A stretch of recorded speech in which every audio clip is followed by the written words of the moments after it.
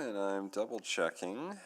There we go. Good afternoon, everyone. It is 1:30. We'll call this meeting to order, and at this time I'd like to acknowledge that we meet on the traditional land of Treaty 6 territory in the Métis homeland and acknowledge the diverse Indigenous peoples whose ancestors' footsteps have marked this territory for centuries, such as the Cree, Dene, Saulteaux, Blackfoot, Nakota Iska, as well as Métis and Inuit, and now settlers from around the world. First, I'll start with a roll call. Councillor Principe. Hello. Hello. Councillor Morgan. Good afternoon. Good afternoon. Councillor Jans. Hello. Hello. Councillor Rutherford. Hello. Hello. Councillor Clark. Good afternoon. Good afternoon. Councillor Tang. Good afternoon. Good afternoon. Councillor Parmar. Good afternoon. Good afternoon. Councillor Paquette. Hello. Hello. Councillor Salvador. Good afternoon. Good afternoon. Councillor Stevenson. Good afternoon. Good afternoon. Councillor Elliott.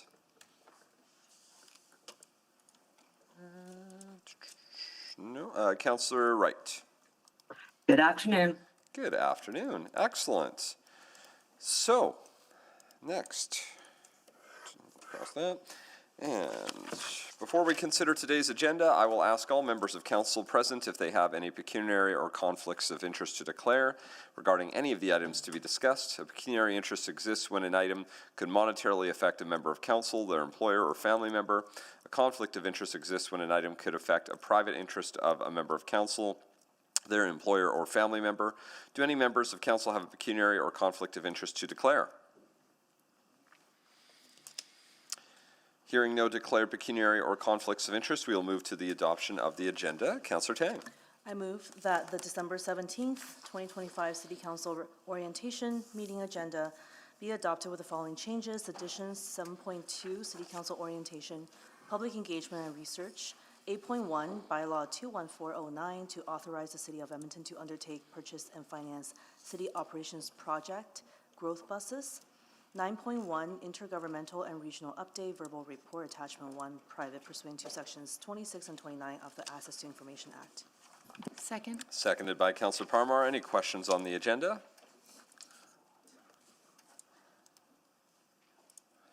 Not seeing any, please vote.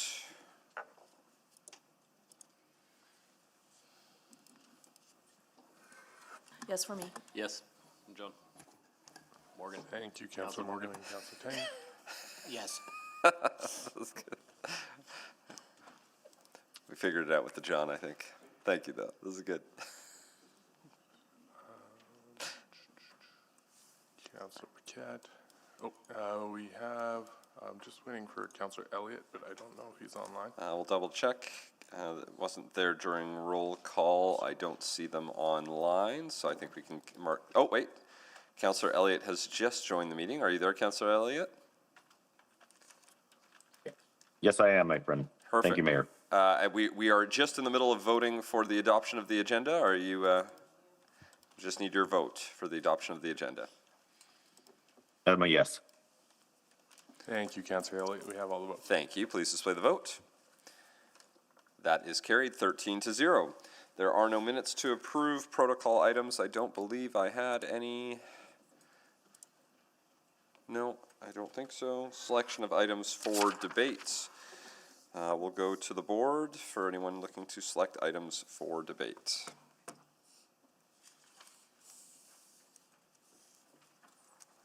Councillor Principe?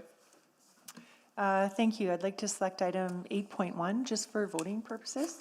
Okay, 8.1 for voting. Does anyone have any questions on item 8.1? Nope. Okay. And I will select item 7.1 and 9.1. 7.1 and 9.1. Councillor Tang? Well, if it's orientation, I feel we should probably still have 7.2. I would agree. Councillor Tang has selected 7.2. Those are all the items on the agenda. Therefore, there's nothing to vote on as everything's been selected for debate. Requests to speak, there are none. Requests for time specific, it has already been approved to go in the order of 7.1, then 9.1, and then we will continue on with 7.2, and we'll make sure to bring 8.1 forward since it's for voting purposes only. Vote on bylaws not selected for debate. It was selected for voting purposes only, but since it's the only, well, I'll just finish up the rest here. We'll get to that. Councillor inquiries, there are none. nothing else, we can bring forward item 8.1 for voting purposes. We'll just, I don't actually think, well, let's get a motion to bring it forward. Councillor, Sure, so moved. thank you. Second? Seconded by Councillor Principe. Please vote to bring forward item 8.1.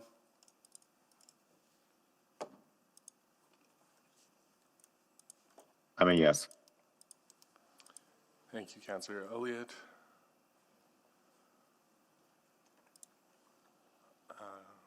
Councillor Jantz. We have all the votes. Thank you. Please display the vote. That is carried 13-0. Can I get somebody to move the first reading of bylaw 21490 or 21409? Someone willing to do that?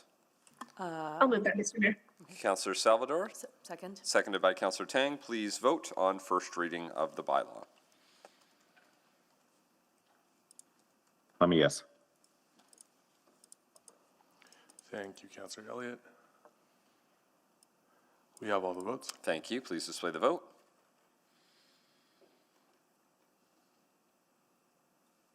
That is carried 11-2. Excellent. And it's for first reading only, so that will go through the normal process for this borrowing bylaw, and it'll come back to, I think, the January 13th meeting for second and third.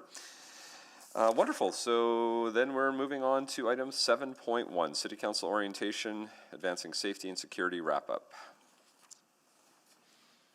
So I think, oh, this one, yes. This was the one we were already discussing, but we didn't have time for questions. So there's a presentation we need to do. This is one that you might need to go back to the meeting to find the questions that you might have written down. What day was that meeting for anyone looking for it on their e-scribe? Do we remember? It was a November 24th meeting, but November 26th day. Yeah, so, but it would be under the November 24th meeting. So if you had written down questions on e-scribe and are looking for them, go to the November 24th meeting to pull that up. And then I'll give everyone some time to grab the questions, copy and paste and bring them over, because you can't request to speak on the November 24th meeting. You have to request still on this one. So if you're trying to pull up your old notes, you've probably left this meeting on e-scribe in order to get those notes. So what I would suggest is go to November 24th, copy those questions, go back to today's December 17th and paste them in the comments so that you don't have to circulate back and forth or have multiple tabs open, however you like.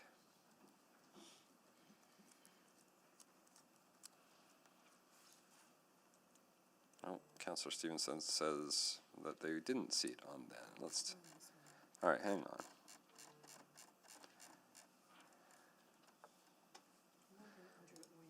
Yeah, City Council Orientation, it should be the 24th because it was a multi-day meeting. Councillor Stevenson, in the chat, were you on 2026, November 24th? Oh, there we go. I think it's been found. Folks are looking for it.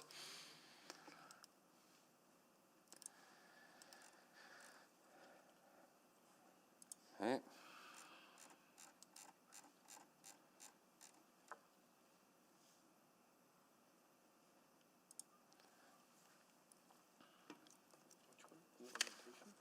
Yeah, it was the November 24th council orientation meeting.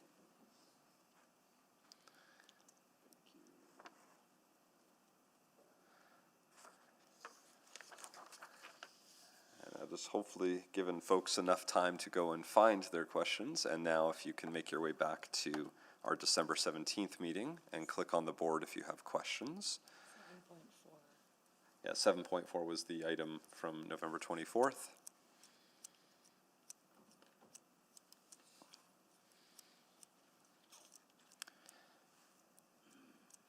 Councillor Stevenson, go ahead with questions.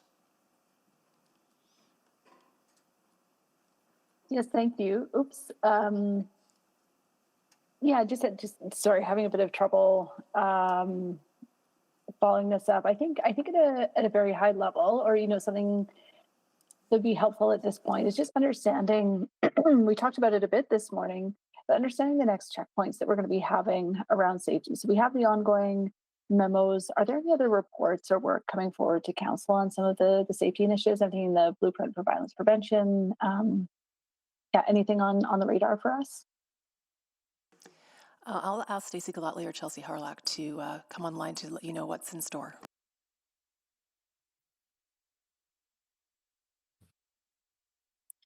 Thank you for the question, Councillor. We do have the blueprint for violence prevention coming forward in Q2 for a discussion there. I also understand that we have the municipal, this isn't my area, but we have the municipal traffic safety expansion option coming forward, equitable recreation programming plan, 1-year review of bylaw 20700, public spaces bylaw, just to name a few, but there are a number of items that will be coming forward. In the report or in the orientation, you also heard about, of course, affordable housing and homelessness. So updates to the affordable housing strategy and the homelessness and housing services plan will also be coming forward. Great, thank you so much for that. A big question for me going into the 4-year budget is just around our resources and thinking specifically around the Community Safety Wellbeing Fund. I know we've had multiple conversations with that in terms of evaluation frameworks. Can you again remind me when we're seeing some of that work on the Community Safety Wellbeing Fund specifically? Yeah, we expect a conversation with council in Q2, Q3 this year coming up, and we expect that to be around June. We're earmarking now, but that may move slightly. Okay, because I'm just, June sounds like a reasonable timeline. Just knowing that a lot of the budget is getting baked sort of throughout the year. Just wondering if that report in June will provide recommendations of a comprehensive approach, a rethink, just what the idea is going to be for community safety wellbeing funds moving forward. Yeah, we've been doing quite a lot of work to look at the Community Safety and Wellbeing Fund, how it's utilized alongside different initiatives, different strategies, and so on. And so that's the intention of coming forward to do that reset with council, just make sure that we're all on the same page for the next 4-year term. Excellent, great. That's really wonderful to hear. Appreciate it. No further questions. Thank you, Councillor Elliott. Hi there. Thank you again for opportunity and this presentation. I'm just going off memory from the presentation back a few weeks ago. It's my understanding, was the cap removed for the number of counseling sessions available to city employees? Is that correct?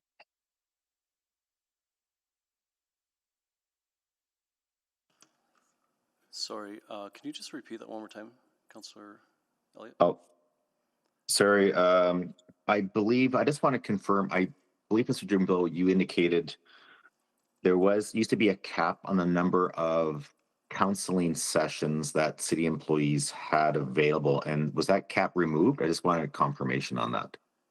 Yes. Is that what I heard you? Okay. Yeah, correct. So we did at the time only fund a certain number of sessions, and we found that there wasn't a good uptake, so we've removed that cap to enable better uptake by our membership. Okay. Thank you. And I believe you indicated you've created TRT teams, trauma response teams. And I was just wondering, how many teams do you have you created, and what types of training have they under? Like, so for example, I think of CISM as one thing that populates in my mind. Is that very consistent with the TRT teams as well? I'm going to pass it on to members of my team if they can respond to that request. Dusty, if you're there. Sorry, yes, I am here. Sorry, the trauma response team, we have just implemented a more robust strategy. I would have to go back and get you the exact numbers on how many team members we have and the exact training, but I can definitely do that for you. Okay, thank you. I appreciate that. My next question would be, I think I know somewhat of the answer, but I just want to get clarity. Has administration been in connection with like the provincial and federal governments to address the institutions in and around Edmonton? I believe there's about 8 in total, with Edmonton Max, Reman. From my experience, I've seen people get released from these institutions, and they ended up in Edmonton without the proper supports. And I was wondering, have any conversations occurred with both levels of government to provide funding to offset the challenges that we face with those with mental health, addictions, et cetera? Thank you, Councillor, for the question. And yes, we too have observed some of these things in our downtown core especially, and I'm pleased to let you know that we have made connections at both levels and are in active conversations with them to see how we can align and work together for better outcomes. But maybe I'll pass it over to Stacey or Chelsea to provide a few more details.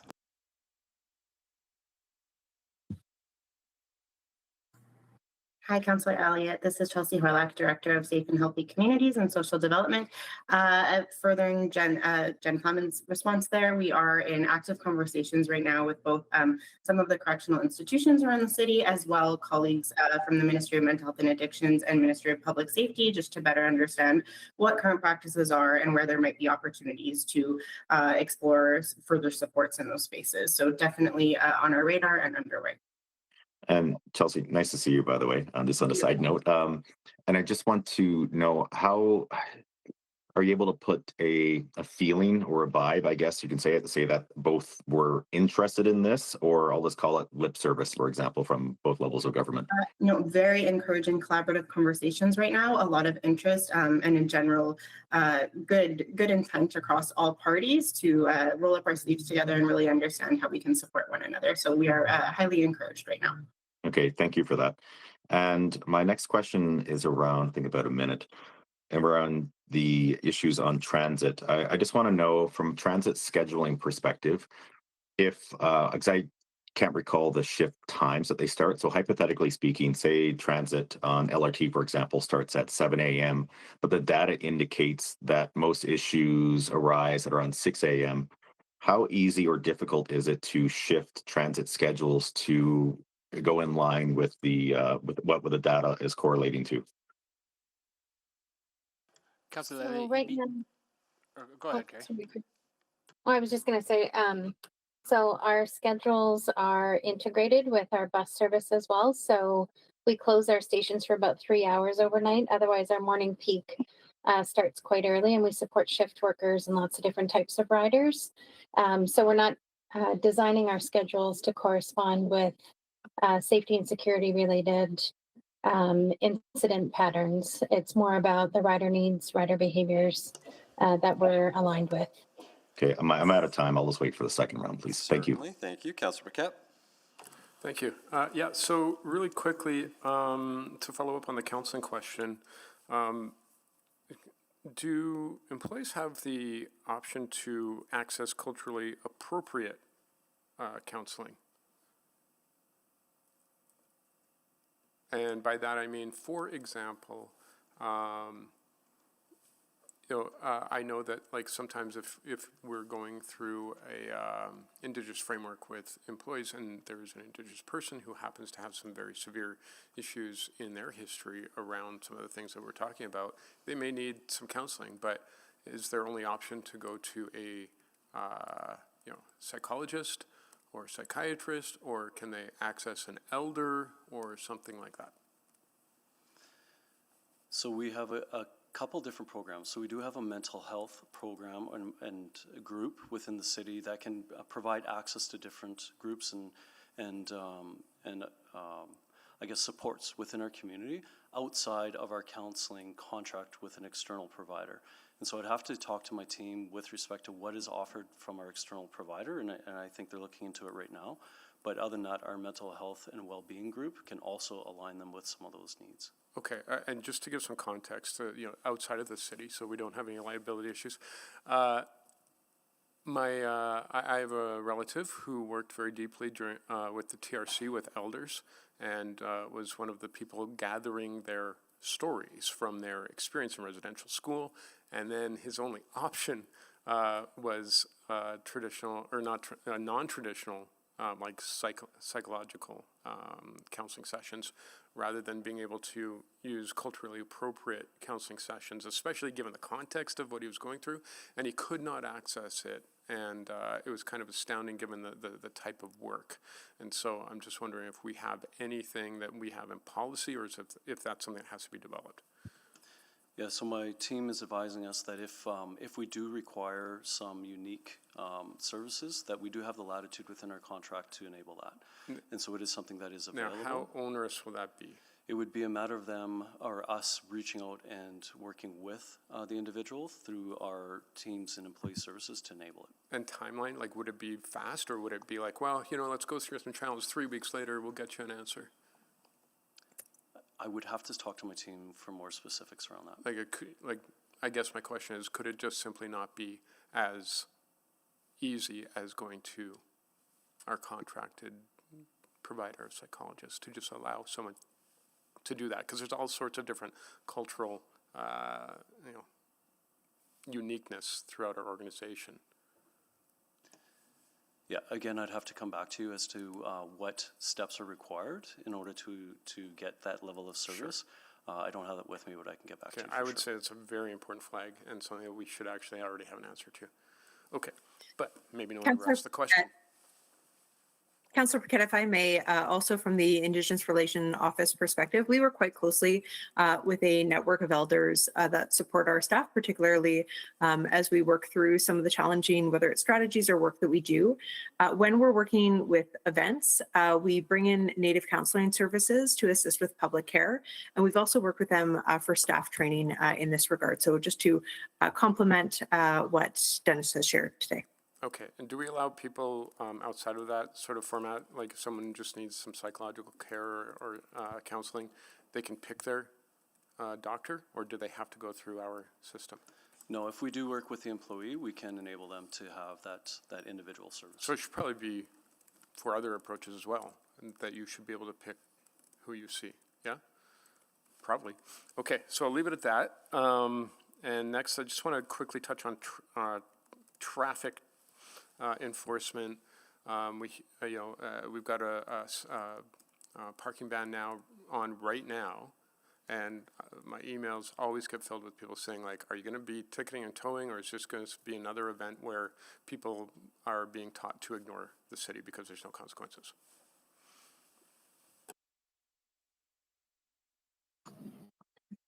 Well, certainly we have our parking enforcement strategy that looks after, that works in conjunction with Parks and Roads when it comes to parking bans, and we get out there and address the vehicles that are still parked in parking ban locations via ticketing. We have a budget to tow them until the end of December, and then that pilot project wraps up, but we will continue to ticket vehicles working in conjunction with the folks managing the parking bans. Thank you. Councillor Clark.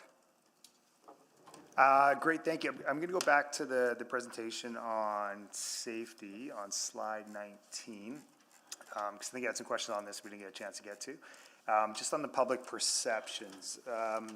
So right now we got 54%. The public perception feel overall feel. I guess they totally agree, or they agree strongly or somewhat agree. Sorry, 54%. That Edmonton is overall a safe city. I don't know if we address a question. What does that metric? What's the goal on that in 26? And what's that moving forward? And I guess also further that, when's the next survey come out?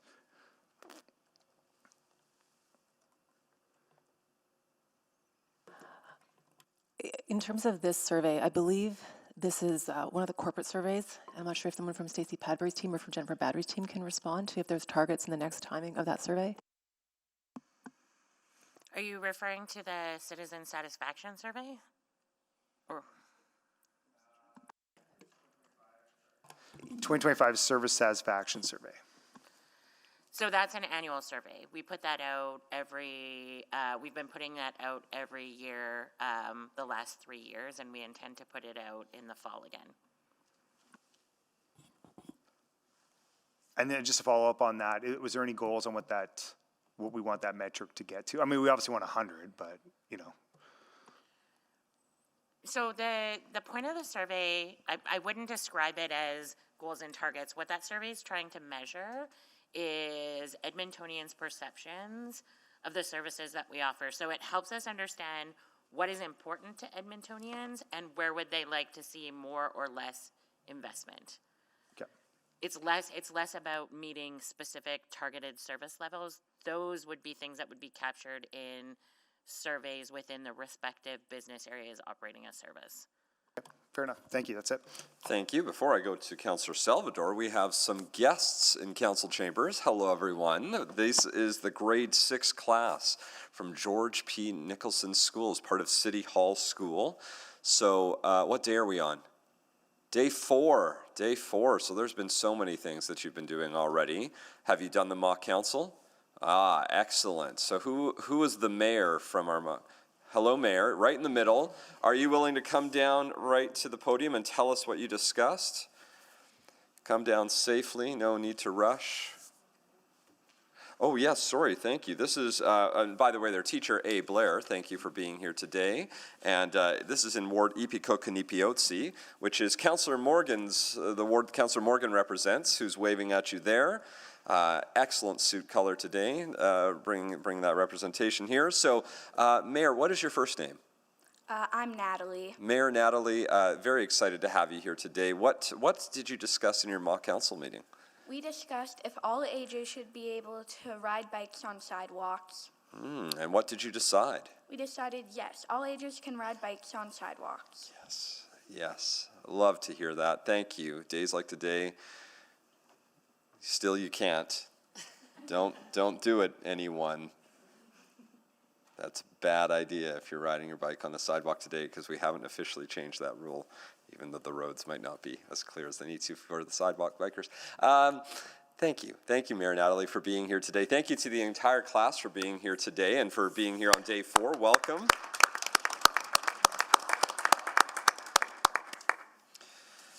And we are getting an update. We are still, we're 8 weeks in. I think it's 8 weeks today that we were officially sworn in.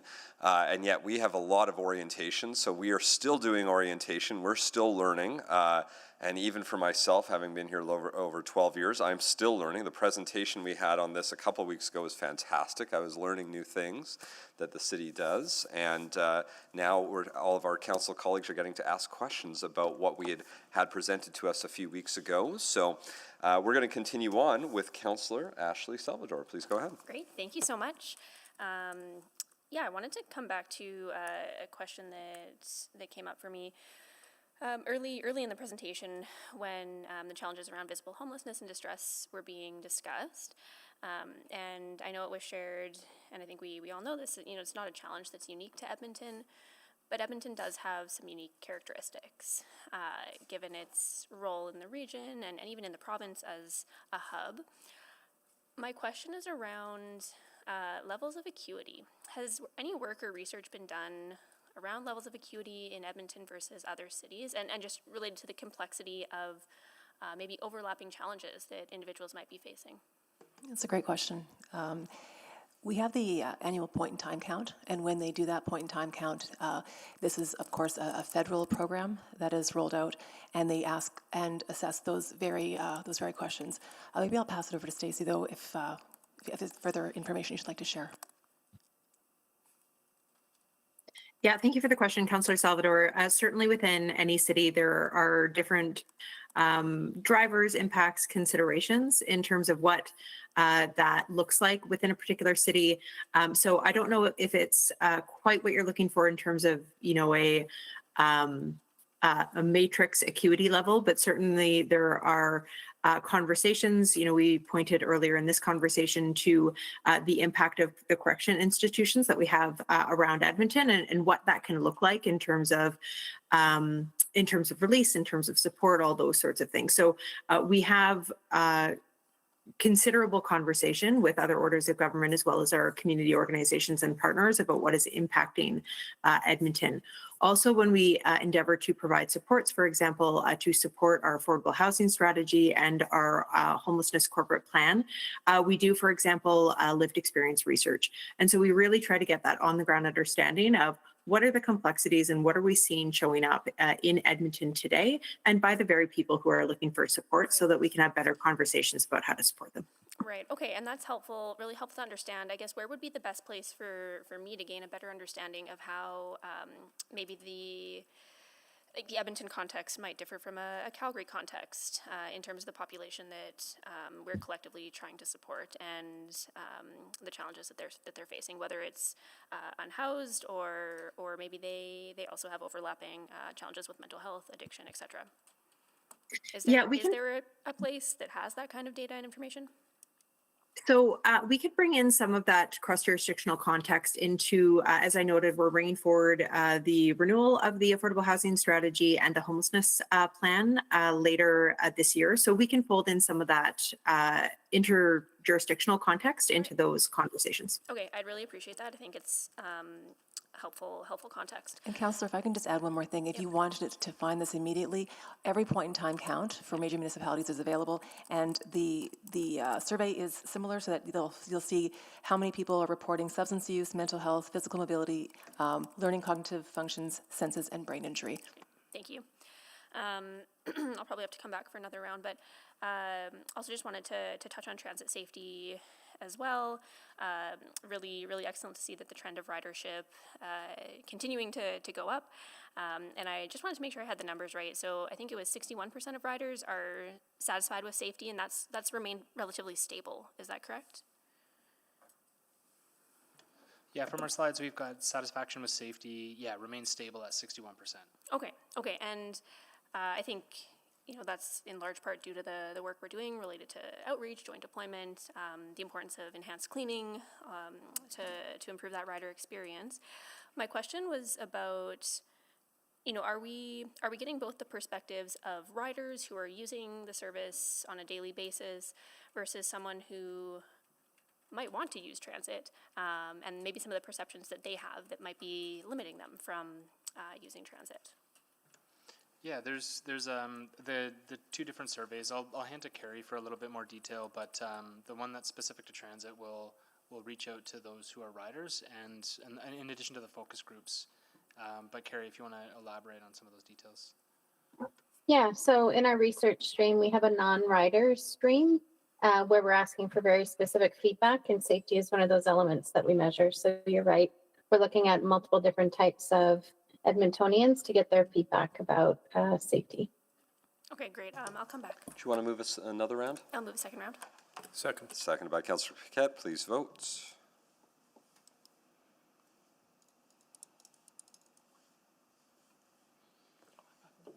I'm a yes.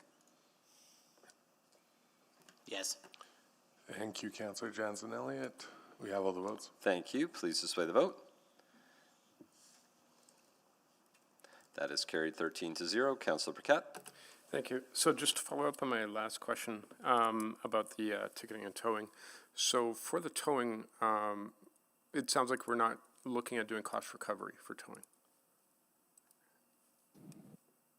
I think when that conversation came up, there was an increase from $100 to $250 in the fine amount.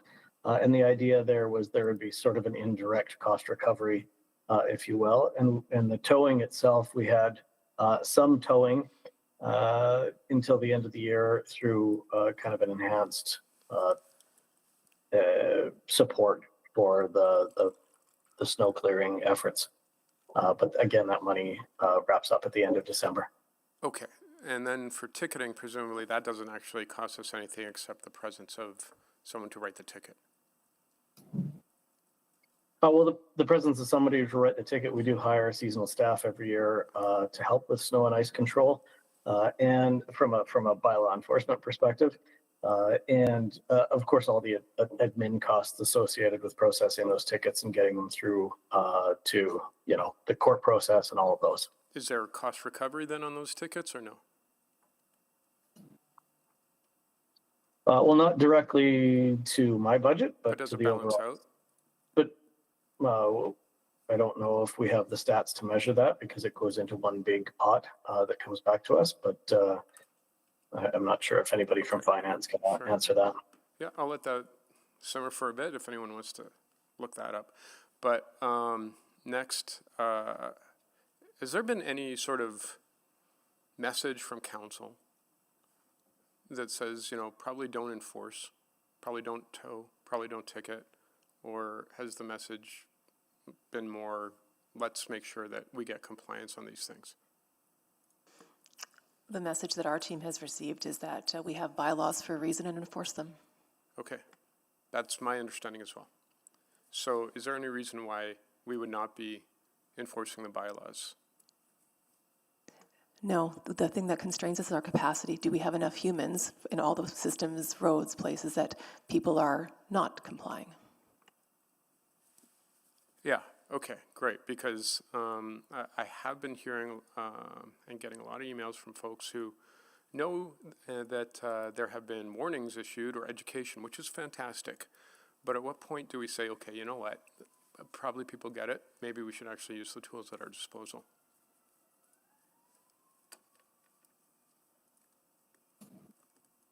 Yeah, my understanding is that the team is out there and using those enforcement tools. I think in past reports we have identified that even with the towing funding that we have, the capacity for our vendors is to tow about 5% of the vehicles that we ticket. So it doesn't make a substantial dent in clearing those roads in the moment for our snow clearing efforts. But certainly, the efforts that we have, we try to focus with the parking bans, work with PARs to know where they're going to be and where some of the hotspots are that they have issues, and we send our officers there. In the past, when we've had more officers on some pilot projects, we've been able to be proactive and get ahead of those snow clearing efforts. But with the resources that we currently have, we're responsive at best. Okay, so I think it sounds like we need a discussion on right-sizing how we look at what we do and why we do it and what the balance is for our actions versus the cost recovery. Because when we have plows out on the road, the question is, does it make sense to not have compliance when we're trying to make safer roads for everyone? Or should we just be more proactive on that? And what do you need from council in order to do that?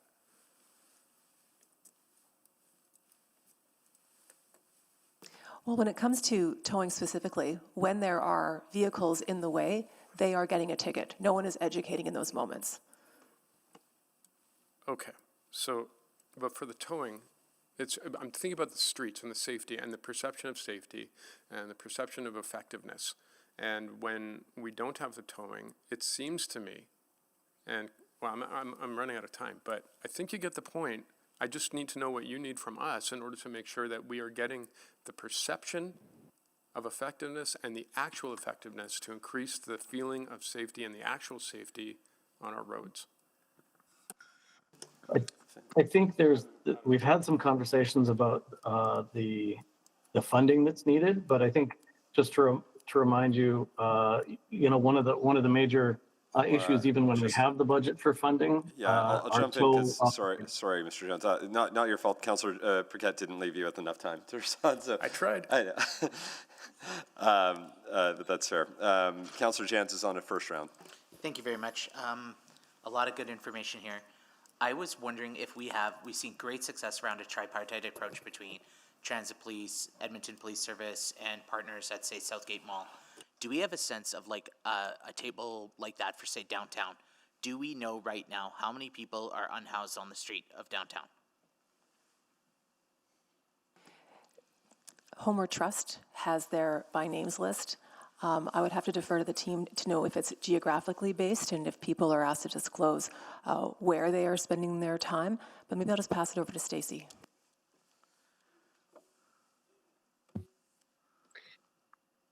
Thank you for the question. I would actually have to confirm that as well. We generally don't look at it on that location by location basis. Right. I guess what I'm looking for is, I think we're all kind of chasing the same goal, which is safety, which is a little bit nebulous. And what are the metrics that we know we are making things safer? Is it visibility? Is it like, and if we have more clear, especially geographic, like for downtown, we've seen, say, going from 1,000 people on the street to 500 people on the street, something that we can measure. Like, is that something the city teams could do, or is that something we need EPS to do or Alberta Health Services to do? Well, there is a... Yes. Oh, sorry, go ahead. Quite all right. We do monitor by the by names list where folks are sleeping, not geographically, but in sort of what situation. So are they sheltered, are they unsheltered, or are they provisionally accommodated? That's on a citywide basis. New thread. I believe we're home to 8 federal and provincial incarceration / detention facilities. 5 are federal, 3 are provincial, then there's the remand. I'm not sure if that's included. I guess I'm wondering, when someone is discharged from the remand, or when someone is discharged from a federal or provincial institution, where exactly in the city are they brought? Are they just kicked out the front door? Are they dropped at City Center Mall? Are they dropped at Abbotsfield Mall? Do we know? I'll pass over to Chelsea Horlock for that answer. Hi, Councillor Jans. Thank you for the question. So as I noted earlier, we are having discussions with some of the corrections institutions right now to gain a better understanding of those practices. So right now they do have quite significant programming in place with taxis, other transportation services, and community service providers. There are some opportunities for us to refine what that looks like when it comes to folks who don't have immediate transportation on their own with transit, and where those drop-off points are occurring. So that is some of the collaborative way right now. So when would we be able to get a memo or something back, or some sort of information about that? I think Chelsea is frozen here. We can commit to getting you a memo in maybe till Q2 2026, because we are collaborating with a number of partners on this. And this is where I guess I'm interested in jurisdiction, because if someone is in prison, they've served their time, and they're released, and they're innocent, or sorry, they have done their time. They're not innocent. They are a free person. They are not required to go anywhere, of course. But if we're just they are being discharged into homelessness, that's unjust. And is there a way to? And I guess, is this the city's problem? Is this the province's problem? Like, how do we make sure that, especially when we hear from the police that so many of the cases are reoffending cases, we don't want to prejudge someone's next steps, but it seems to me if we had more accurate heat mapping, we could better collaborate in terms of services and prevention and transit security or whatever else we need to do. Like, is this, I guess what I'm wondering is, at what point is this, whose jurisdiction is this, and how do we work together? Another excellent question. Yeah, perhaps and observations. Oh, go ahead, Stacey. Sure, thanks. Thank you for the question, Councillor Jans. I think the response to this is around the appropriate municipal role. There isn't one entity, I think, that is going to solve this. This is a complex issue, as you have noted. And so the appropriate municipal role here is to engage in the conversations with those actors, whether they be the community organizations that are supporting the correctional institutions themselves, or the orders of government that are helping to facilitate that. And in this case, it's an and situation, to communicate exactly what this looks like in Edmonton, and to help facilitate and ensure that those productive conversations are happening, and that we're at the table to ensure that as those conversations are happening, we're working towards better and better solutions, that those are solutions that work for Edmonton. So as we noted, we're actively in those conversations. Councillor Salvador? Yeah, thank you.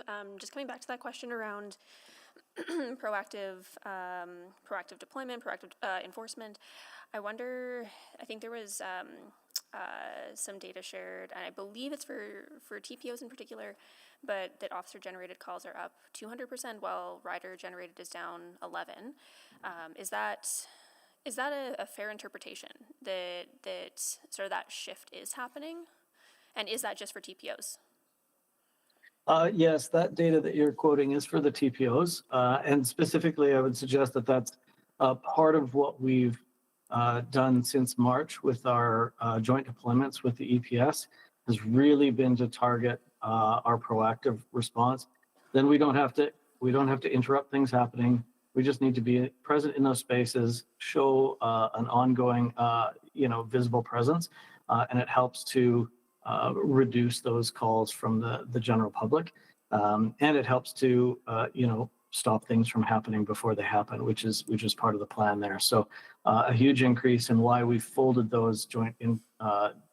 We went from this being a short-term pilot project to going to saying this is actually working really well, and so the EPS and my team have committed to just baking this into our ongoing response in transit with our TCAT teams and their tracks teams. Great, great. Okay, thank you. I wanted to ask about SEPTED as well. My understanding is that the city helps with assessments, like SEPTED assessments. Is that correct? I'm seeing nodding heads. That is correct. So we help with the assessments. Is there any path or channel if a community identifies like, hey, there's a very dark, shadowy corner here, and it would be great if we could have a light to help improve safety in a really tangible way. Is there an obvious entry point if they wanted to act on something like that? Yeah, that's something that we get like semi-regularly. Is we'll get them through 311 or council inquiries. What we'll do is we'll look out the situation, and then we also have like an inspection our maintenance teams will do.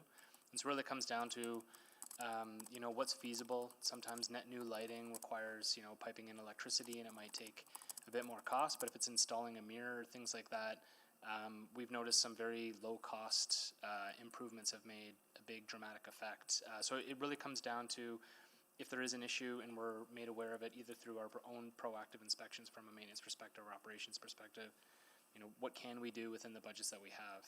So that's one of the common intakes we'll get, or we'll get emails directly from residents or riders, and we'll look into those too. Yeah, are there common barriers that you're running into where something might not be able to be advanced or acted upon? And like I'm thinking of a number of examples in the area that I represent where that assessment has happened, maybe a team has gone out and said, hey, yeah, this is an issue, but we can't act on it for X reason. I think it would just be like a scope and scale and cost. And so what are the things that need to be done? Sometimes we'll get inquiries or questions to say, hey, you should add a light here. And then we'll look at it and say, like, is that necessarily the solution, or is there another option that's available? So not necessarily jumping to the solution, but investigating what the situation is and how do we actually fix this. So I would say, like, scope, scale, costs, how do we incorporate this into like facility renewals? Or any sort of like retrofits, but those would be the largest barriers. Yeah, okay. And have we ever contemplated the parallel that is coming to mind is almost like street labs, but SEPTED, where communities and neighbors can identify problematic areas and be able to have some assistance in determining what even a more low-cost immediate solution might be. I'm not sure I understand the... So for example, like with street labs, if someone identifies, neighbors identify, this corner is clearly problematic, there's a traffic safety issue, they can tap into the street labs program, city staff can say, hey, here's sort of a suite of options that we might be able to support you with. Has something like that been considered, but for SEPTED, like for crime prevention through environmental design, like environmental changes that could be implemented? Are we talking specifically to like, say, transit facilities, or just general across the city? General. I'm not familiar. Councillor, go ahead. Sorry, Councillor Salvador, if I may, I might recommend that we move over to Chelsea Horlack here. Sure. Chelsea oversees. I'm out of time, so I can take that offline. Thanks. Okay, thank you, Councillor Elliott. Thank you. This is for Mr. Jones. Follow up to my previous question in the first round. I just want to know from the scheduling time from your TPOs, I don't know what their start time is, but hypothetically, say it's 7 a.m. and the data is showing, or your security cameras are showing a lot of mischief or assaults occurring at, say, 5 a.m. Will you adjust your team to counter that? Or that's the first question, I guess. Sure. So the first thing I'll point out is that the TPO team works 24/7. And so we cover all of the hours when, transit is shut down and being maintained overnight, as well as during service hours. What I would say is we've already done some of that. When it came to locking up facilities at the end of service so that the service teams can work in there and the cleanup teams can work in there. We noticed that there were a lot more people than usual in the last couple of years, kind of taking shelter in there, hanging out after hours. And so we doubled our numbers of TPOs who were working on overnight shifts just to for officer safety reasons and to cover all of the demands that we had. So I think that's something that we are always alive to and looking for those trends so that we can shift what our schedule patterns look like. I would also say that we have a healthy overtime budget. We don't want to provide regular services on overtime because it burns out our members. But certainly it's something that we can use in the short term to kind of cover some of those issues. We are always flexible. Within the parameters of the collective bargaining agreement, they have an annual sign up process, and so we try to accommodate any needs for our shift changes through that sign up process and cover it with overtime in the meantime. Okay, and just for my knowledge, will TPOs, if they see something of a criminal nature, will they step in to stop that, or is that because it's not, I'll say, in their mandate because they deal with provincial statutes and bylaws? Will they call in EPS to address those issues? What is the, I guess, protocol? Yeah, some of that is governed by the province, and so there are some criminal matters that we have to take a step back and call the EPS to respond to things with violence and weapons. Now, obviously, the violence and weapons are things that happen every day especially with the TPOs. And if it's too late, they're already in it, and there's a weapon involved, they try to deal with that as best they can. But the protocol is typically, if there's space, make more space and call the EPS. With that said, they have the arrest powers of fines committing for criminal offenses, and so if there is, say, they observe somebody committing a mischief, they can jump in, make that arrest. They do have to call the EPS to take over that arrest afterwards, but that's where we work in conjunction, especially with the EPS tracks teams, quite nicely. Okay, and my final question would be, if can you recall, the best of your knowledge from their collective agreement, what is for shift scheduling? So I don't know what your set times are for. You said they're working 24/7. So are they 10-hour shifts, 12-hour shifts? I guess where I'm going with this is that if the cycle isn't appropriate, how difficult is it to change your shift schedule? Case in point, some collective agreements have it that employees needed week notice to change their schedule. Some need 6 months to change their schedule for that. What is it in the current with their current CBA? So for the TPOs, their current schedule is that it's locked in between sign up periods. And so if our sign up period is a year, then they have a year before we can shift those around. It's different for some of the other peace officers, but for the TPOs, that's my understanding. If memory serves, it's 10-hour shifts, and certainly we do our best to to really. Again, a sign-up period doesn't have to be a year. Sometimes we use a year, sometimes we use a shorter sign-up period, depending on the seasonality of things, because we know that there are some changes that are coming. But we do our best to work within that collective agreement to kind of accommodate what the overall system needs are. Oh, so if there's a joint deployment, say with EPS, then, and they need your schedules changed, are you telling me that TPOs would be paid on overtime for all that deployment because you have to wait a year to do the shift adjustment? I'm just trying to understand, even though I'm out of time right now. You are, unless that's a 5-second answer. No, okay. Councillor Tang. Yeah, great, thank you. Maybe I'll just continue on where Councillor Salvador left off with the SEPTED question. And I think, Ms. Horlak, you were about to speak of when the timer ran out, but I think I know where perhaps you were going to comment on the neighborhood empowerment team, the overlap perhaps with REACH, because I understand they both do a certain extent of SEPTED. And if a SEPTED lab were to be envisioned, I guess, how would that work? Thanks for the question, Councillor Tang. And I am going to keep my camera off just to support bandwidth right now. So NET, the Neighborhood Empowerment Team, the partnership with the Family Center and Edmonton Police Service, we do complete a lot of SEPTEDs for businesses, residents in various communities, and implementation costs do become a huge barrier for folks. To my knowledge, REACH does not complete SEPTEDs, but we, as part of administration, do work closely, of course, with our colleagues in corporate security as well, just to look at where we're completing these SEPTEDs, where they are, and how we complement. I mean, there's lots of ideas around what sort of a funding pot could look like, or some sort of lab idea. I'd be curious to learn more on that concept. But I think there's lots that could be done to look at how we can better support communities in implementing those types of recommendations moving forward. Yeah, that's helpful. Thank you. I want to pick up on a few things that was mentioned earlier from a few different lines of questioning. I feel like in the past, we talk a lot about systems coordination, and city have in the past played a lot of roles in systems coordination, often as convening. And I'm hearing from social development that you're at a table, you're at lots of different tables. I'm thinking of, some of the ones that was brought up earlier.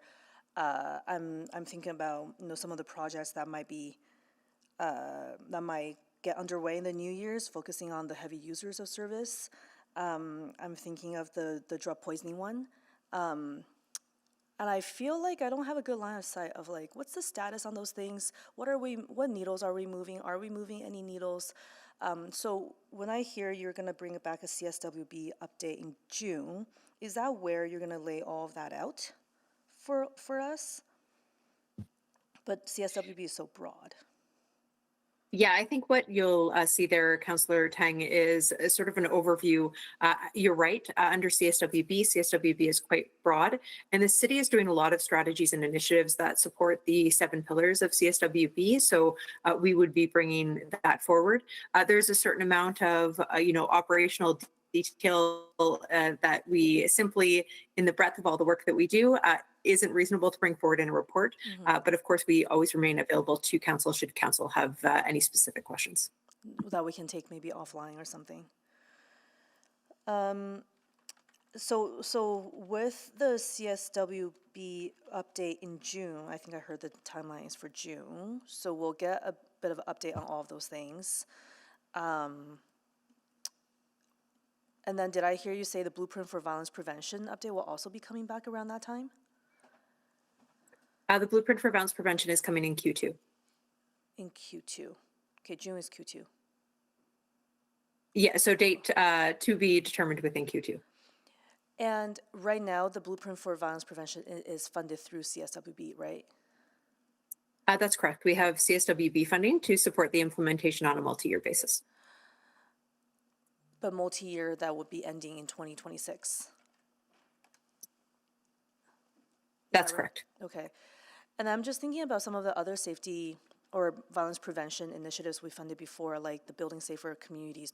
Have we done the evaluation for how have those programs helped to prevent violence, correct?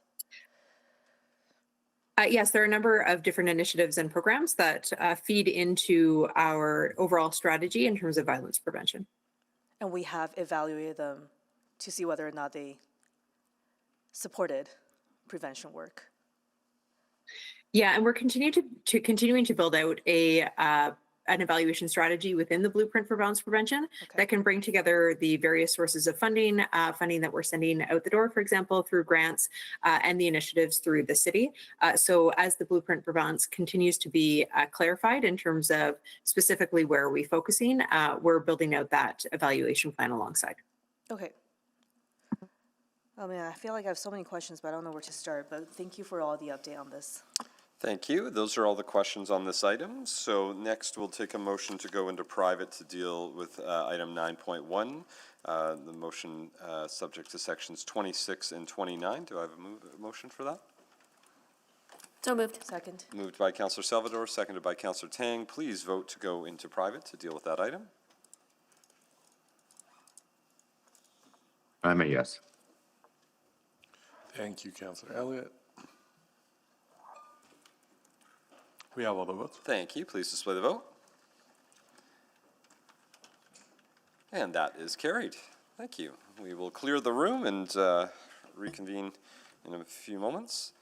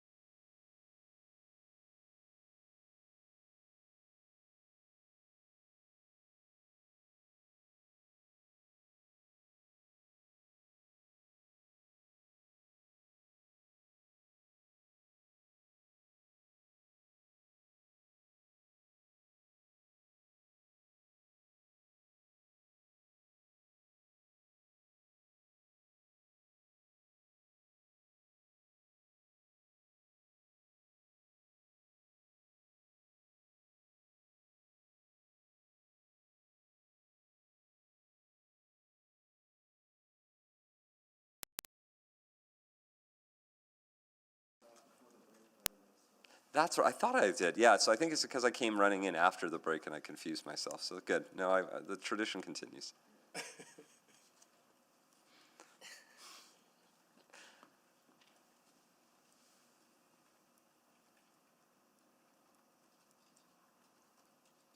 think I was cold because I ran outside to do a video to talk about the parking ban. That was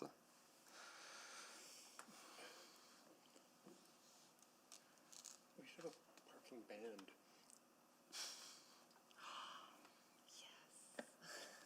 Every time there's a parking ban, there's just Parking bans at 7 p.m. today. If you haven't signed up to get your notifications.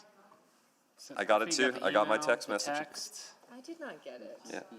Yeah. I did check not. I don't sign up to those things. Have you, do you not sign up? Come on, there it is. See. I did that for you, Jed. Came in. I got it at 2 o'clock exactly this afternoon. It said 7 p.m. starting the parking ban. So to everyone listening to our council meeting, make sure you've signed up for emails and text messages. You have no excuse to be parked on streets where there's a parking ban. Help our operators. The fine is more than $0. It is not a pleasant ticket to get a few days before Christmas. So move your car. It looks like we're ready to go. Perfect. Well then I think actually Councilor Paquette, because I can just make this motion in substitute of anything else. So why don't I give you the chair, Councilor Paquette? I have the chair. Thank you. So I'm going to move, I think there it is. The mayor, on behalf of City Council, make a submission to the Alberta Electoral Boundaries Commission as outlined in the December 17th, 2025 Office of the City Manager Verbal Report, OCM 03300, regarding the proposed changes in the Commission's 2025 to 2026 interim report, and that the December 17th Office of the City Manager Verbal Report remain private pursuant sections to 26 and 29 of the Access to Information Act. That is in order. Do I have a seconder? Second. Second.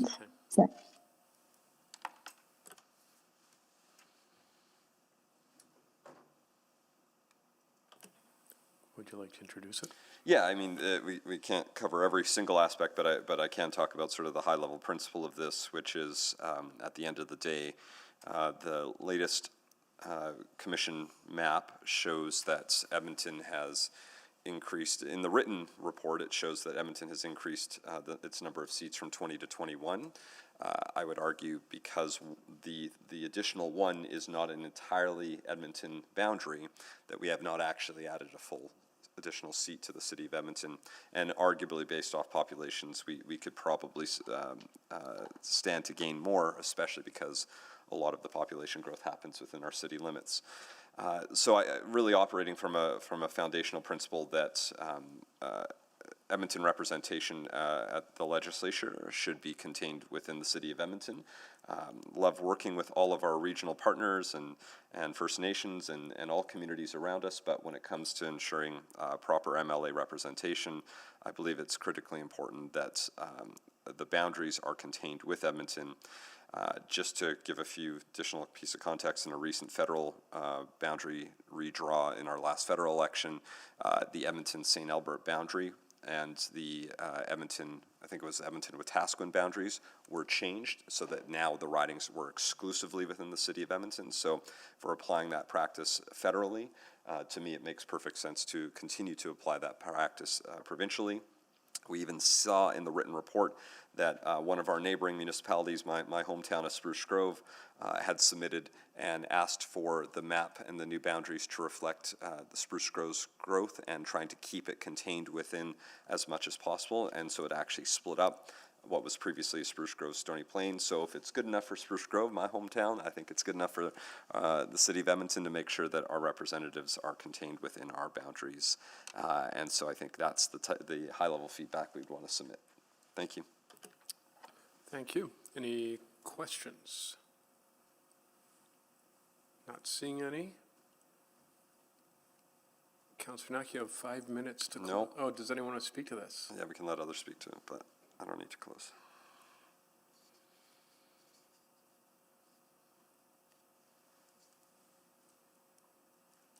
Not seeing any. You do have the option, but I think don't, you made your I case. would like to not use the option to speak for 5 minutes, thank you. We all thank you. Please vote. I'm a yes. Thank you, Councillor Elliott.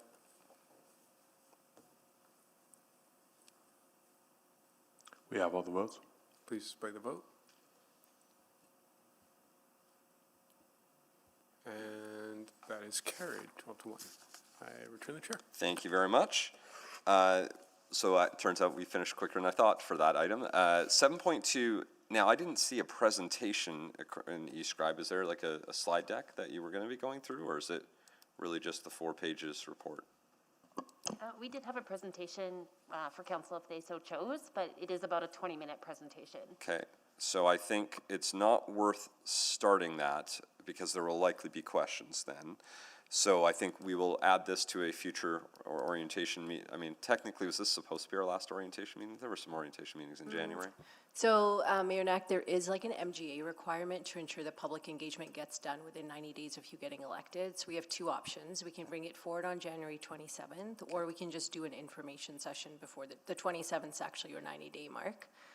So we could do an information, this could become an information. It could become an information session. Yes, absolutely. I So think if that that's makes the a will lot of more council, sense. Okay, we'll take that one away and do that. Let's Thank do you. that. So I think there's really no motion because we're not receiving it for information. So it has just been understood that this will be churning into an information session for council, and you will find a time for that.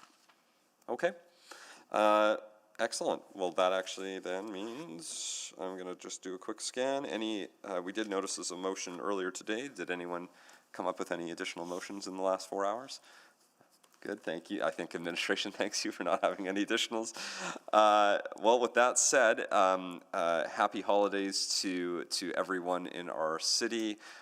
No matter what you celebrate, if you don't celebrate, please take some time to enjoy. Thank you to our administration, our clerks, all of our city workers who are going to be busy doing work pretty much still nonstop, even after we finish our last meeting in the next minute here. I want to make sure they know how appreciated we are. They're going to continue to run the buses on days like today. We've got crews out 24/7 clearing the snow, trying to just keep everything functioning in our city. And so while we won't be meeting, note that we cannot we cannot say enough how much we appreciate your ongoing work. We'll be there for support. And with that said, we are adjourned and then on recess until the new year. Merry Christmas, Happy Hanukkah, Happy Holidays, whatever you choose. Happy New Year, Happy Winter, whatever it is you choose to celebrate. Thank you, everyone.